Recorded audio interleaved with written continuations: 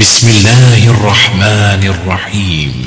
روایت میں ہے کہ ایک شخص مسجد پیغمبر میں داخل ہوا، دیکھا کہ چند گروہ درس و بحث میں مصروف، ایک گروہ ایک جگہ بیٹھا ہوا ہے، دوسرا گروہ دوسری جگہ بیٹھا ہوا ہے اور سب علمی گفتگو میں مصروف ہیں۔ یہ ایک گروہ کے پاس گیا جو صاحب درس دے رہے تھے، ان سے کہا کہ قرآن مجید کی ایک آیت ہے جس کے معنی مجھے نہیں معلوم، کیا آپ بتا سکتے ہیں؟ کہا کون سی آیت؟ کہا کہ سورہ بروج کی یہ آیت وَشَاهِدٍ وَمَشْهُودٍ، تو شاہد سے مراد کیا ہے اور مشہود سے مراد کیا ہے؟ انہوں نے جواب دیا کہ شاہد سے مراد عرفہ کا دن ہے اور مشہود سے مراد بقرعید کا دن ہے۔ یہ دوسرے گروہ کے پاس پہنچا اور جو درس دے رہے تھے ان سے پوچھا، کہا بتائیے اس آیت کی تفسیر کیا ہے، شاہد سے مراد کیا ہے اور مشہود سے مراد کیا ہے؟ تو انہوں نے کہا کہ شاہد سے مراد بقرعید کا دن ہے اور مشہود سے مراد عرفے کا دن۔ اب یہ کہتا ہے کہ میں آگے بڑھا، دیکھا ایک خوبصورت جوان مسجد کے گوشے میں بیٹھا ہے، میں نے لوگوں سے پوچھا یہ جوان کون ہے؟ کہا یہ حسن ابن علی ہے۔ کہتا ہے میں امام حسن علیہ السلام کی خدمت میں حاضر ہوا، سلام کیا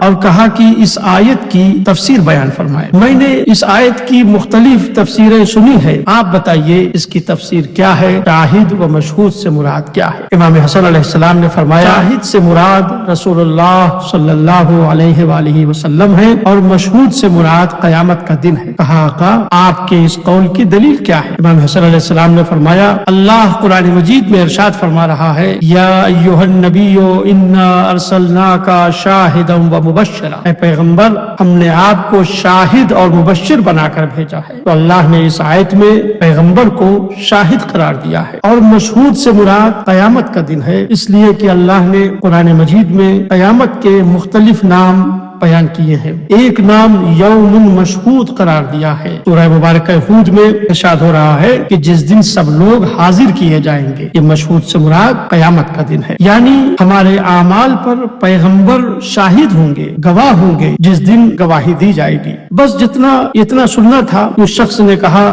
اللہ عالم حیث یجعل رسالتہ، پروردگار بہتر جانتا ہے کہ وہ اپنے عہدے کو کہاں قرار دے۔ اسی طرح روایت میں ہے کہ ایک دن امام حسن مجتبی علیہ السلام اپنے گھوڑے پر سوار، اچھا لباس پہنے ہوئے اور بہت ہی سکون اور وقار کے ساتھ بہترین انداز سے بیٹھے ہوئے گھوڑے پہ جا رہے تھے۔ ایک شخص نے آپ کو دیکھ کر کہا ان فیکا کبرا یا ابن رسول اللہ، اے فرزند رسول میں آپ میں تکبر دیکھ رہا ہوں۔ امام نے فرمایا جو کچھ تم مجھ میں دیکھ رہے ہو یہ عزت ہے، تکبر نہیں ہے۔ ان فیا عزت، مجھ میں عزت پائی جاتی ہے۔ عزت اور تکبر میں فرق یہ ہے عزت خدا دیتا ہے اور تکبر انسان خود اپنے وجود میں پیدا کرتا ہے جب وہ اپنے کو بڑا سمجھتا ہے اور دوسروں کو پست سمجھتا ہے۔